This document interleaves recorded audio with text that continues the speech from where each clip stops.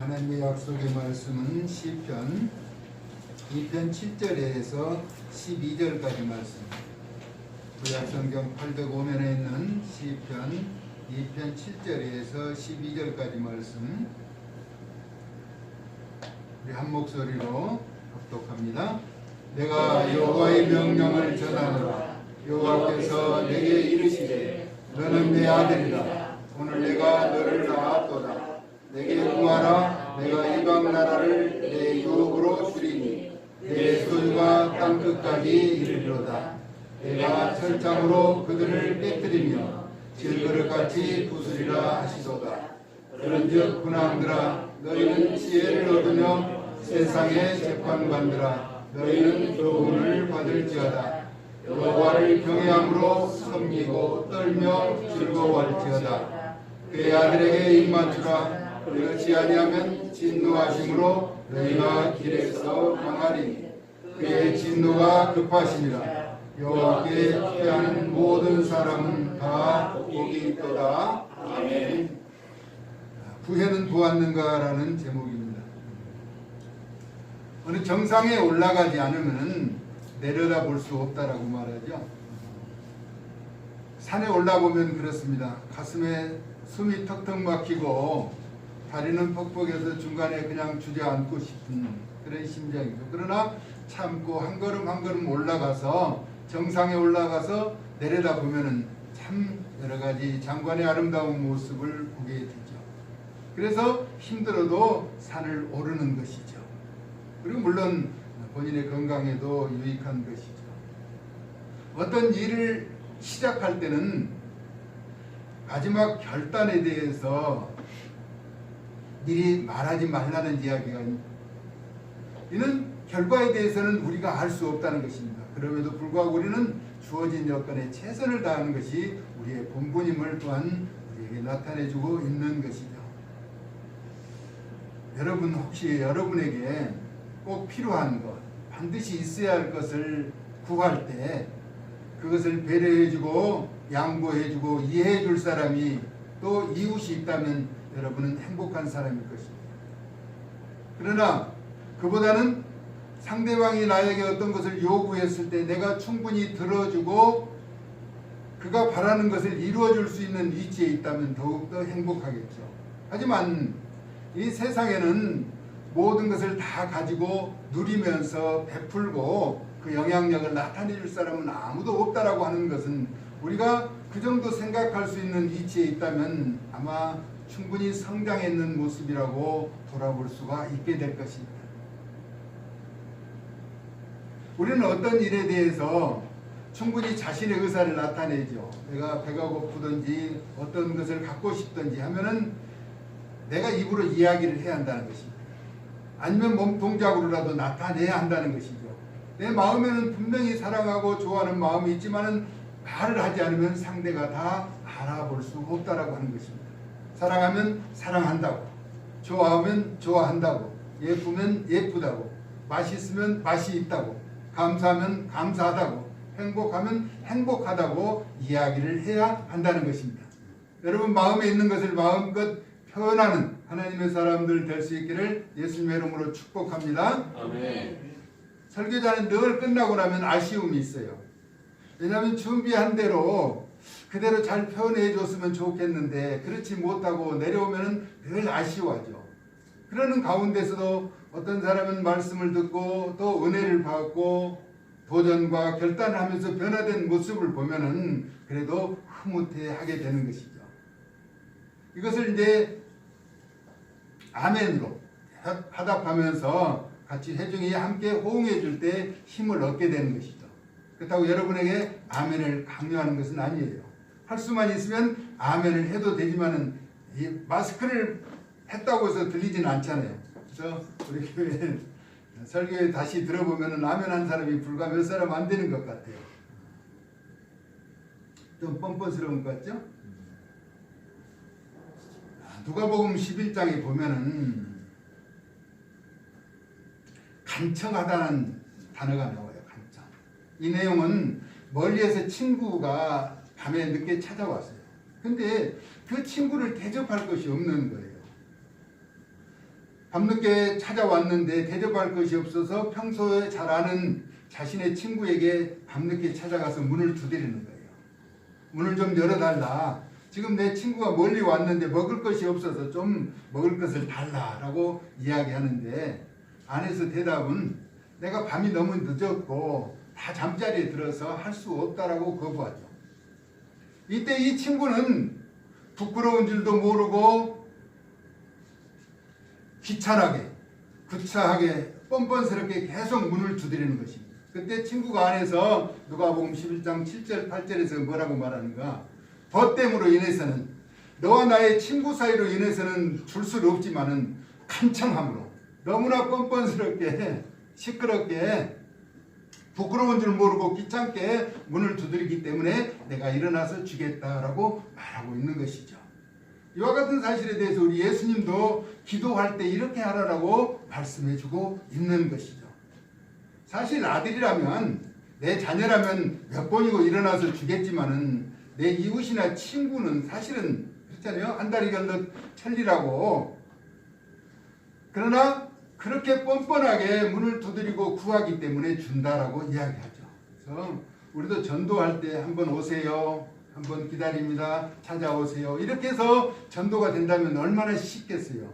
근데 강권하에 데려다가 내 집을 채우라라고 말씀하는데 이는 팔을 붙잡아서라도 데려다 채우라는 것입니다. 앉히라는 것이죠. 그것이 전도의 필요성이라고 하는 것을 우리에게 나타내주고 있는 것입니다. 여러분이 가정이 큰 부자라면, 아버지가 큰 부자라면, 가족이 큰 부자라면 여러분은 어떤 것을 구하겠어요? 무엇이든지 구하면 죽는데 어떤 것을 구하고 싶겠는가라고 묻고 싶습니다. 세상을 통치하는 군왕은 자기가 다스린 나라 절반이라도 주겠다는 표현을 가끔 씁니다. 그런데 오늘 우리가 읽었던 시편 내용은 이방 나라를 주겠다, 땅끝까지 이르게 하겠다라고 말씀하고 있습니다. 우리의 유업이 되게 넉넉하게 주시겠다는 것입니다. 그리고 대적하는 자는 철장으로 질그를 두순같이 대적해서 없애주시겠다라고 우리 하나님께서 우리에게 말씀하고 계시는 것입니다. 여러분, 우리 하나님은 세상의 군왕들과 달리 크고도 위대하시고 존귀하신 분이라는 것입니다. 그러면 이와 같은 대접을 받는 아들의 자세는 어떠해야 하는가 하는 것입니다. 무엇이든지 아버지에게 달라고만 하는 것이 아니라 내가 갖춰야 할 자세는 어때야 하는가?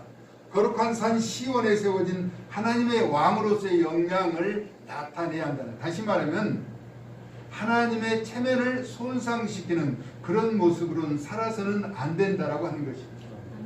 우리 예수님은 하나님의 체면을 한 번도 손상시킨 적 없죠. 오직 하나님의 영광을 위해서 살으셨다는 것입니다. 그리고 자신의 몸을 십자가에 내버리시기까지 순종하셨다라는 사실을 우리에게 가르쳐주고 있죠. 그러면서 오늘 10절 이하에서는 이렇게 말합니다. 군왕과 재판장들에게 지혜와 교훈을 받으라라고 말하고 있죠. 그리고 여호와를 경외함으로 섬기고 떨며 즐거워하라라고 우리에게 말씀하고 있습니다. 에레미야 선지자를 통해서 우리에게 말씀하고 있는 내용이 에레미야서 13장 15절에 너희는 들을지어다 귀를 기울일지어다 교만하지 말지어다 여호와의 말씀이라. 여호와 하나님께서 우리에게 말씀을 들으라는 것입니다. 하나님의 말씀을 듣고 귀를 기울여 듣되 교만하지 말라는 것입니다. 늘 겸손하라는 것이 여호와 하나님의 간구와 명령이라는 것입니다. 그러므로 겸손한 자는 정중하게 전능하신 하나님께 예수님의 이름으로 구하는 것입니다. 구하는 것은 반드시 주신다는 것이죠. 명절이 지나서 얼마 명절이 지나지 않아서 명절 뒤끝 얘기를 한번 해보려고 합니다. 여러분, 세배를 하면은 자녀들이 세배를 하면은 세뱃돈을 주잖아요. 근데 세배하기 전에 이미 세뱃돈을 줄 것을 미리 준비해 놓죠. 저도 애들이 와서 이제 세배를 할 때 미리 몇 자 적어서 세뱃돈을 준비해 놓고, 그럼 언제 주느냐? 세배를 했을 때 준다는 것입니다. 이미 주려고 다 준비되어 있다는 것입니다. 그러니까 세배를 하면은 그 세뱃돈을 주는데, 우리 하나님 앞에 우리가 기도하면 하나님께서 우리에게 응답해 주시려고 준비하고 계신다라고 하는 것입니다. 할렐루야. 그럼 우리는 기도만 하면 되는 거예요. 어떤 건설회사를 크게 했던 분이 한 유명한 이야기가 있습니다.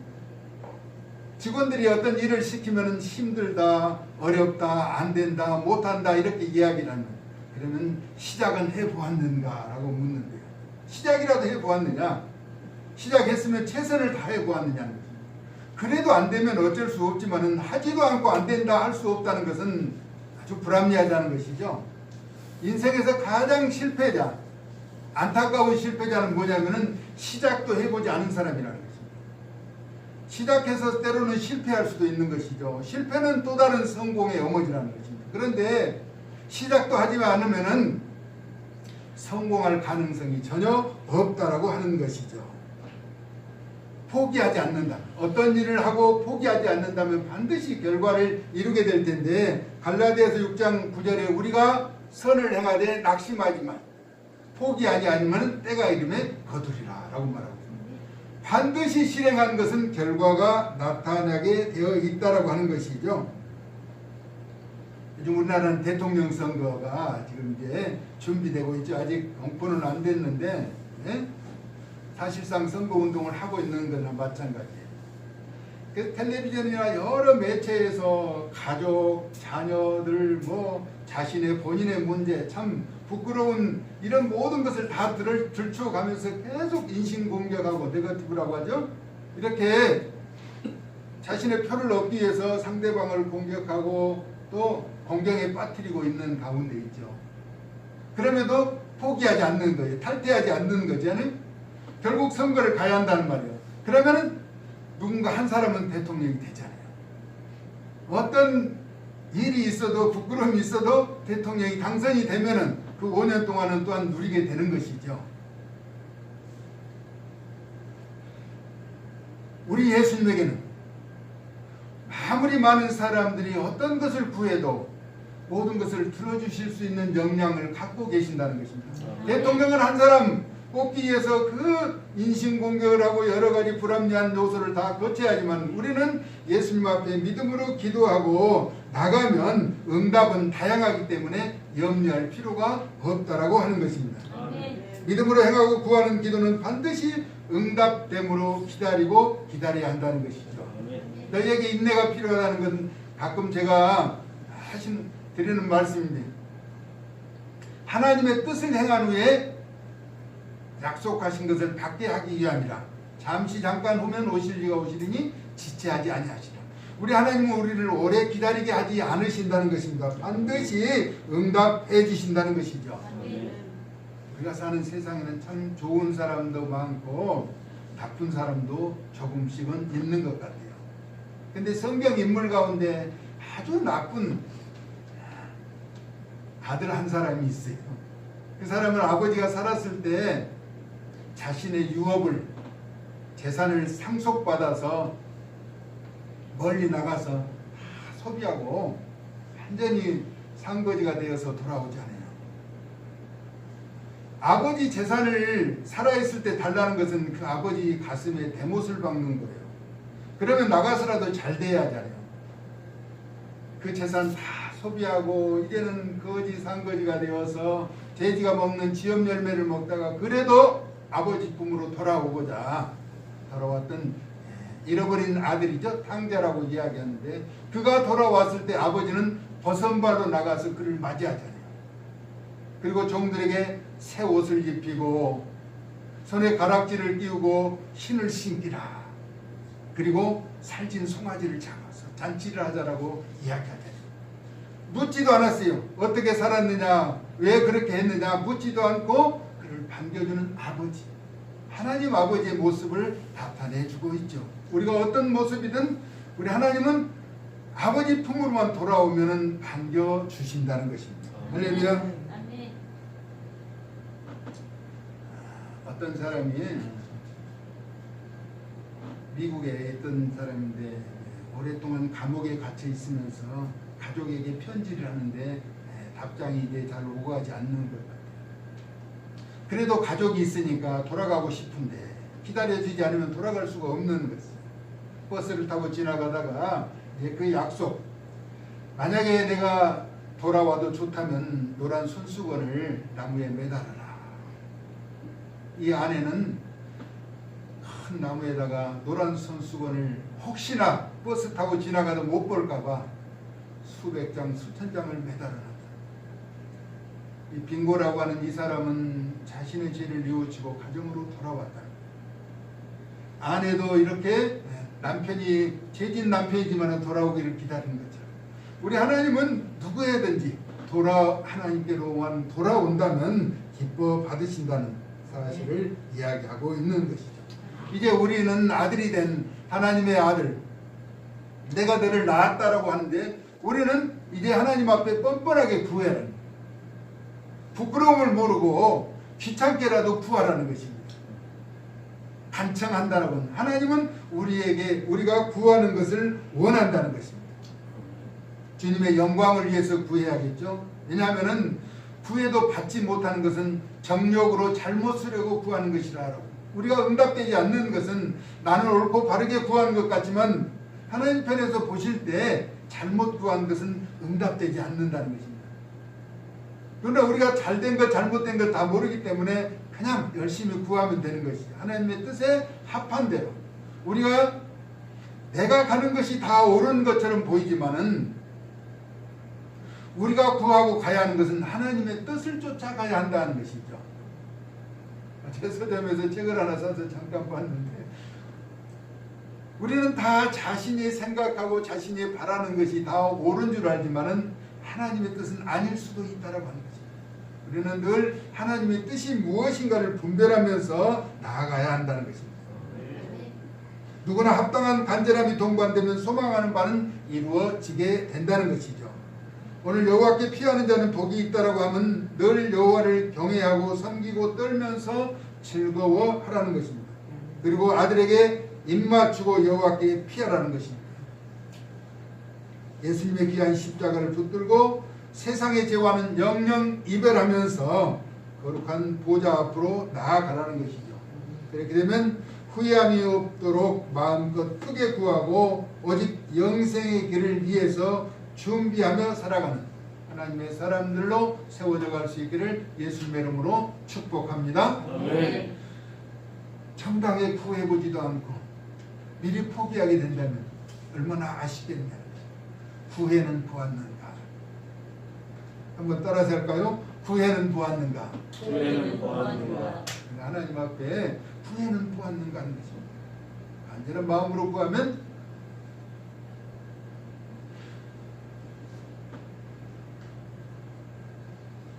자신의 아들까지 십자가에 내어주시면서 약속하신 우리 하나님이 외면하시겠다는 것입니다. 합당한 기도로 구해서 풍성하게 받아 누리면서 하나님의 기쁘신 뜻을 이루어가는 구별된 하나님의 사람들로 세워져 갈 수 있기를 예수님의 귀하신 이름으로 축복합니다. 네. 살아서 역사하시는 고마우신 하나님, 은혜와 사랑 무한히 감사를 드립니다. 내가 너를 오늘 낳았다라고 말씀하신 아들이 된 자격으로서 하나님을 기쁘시게 하며 하나님의 영광과 하나님의 선한 뜻을 쫓아 사는 구별된 자들이 될 수 있도록 도와주시고 우리의 삶에 필요한 영역을 전능하신 하나님 앞에 예수님의 이름으로 구하여 받고 누리면서 형통한 삶을 살아가도록 은총을 더하여 주시옵소서. 예수 그리스도의 거룩하신 이름으로 축복하고 기도 올리옵나이다. 찬송가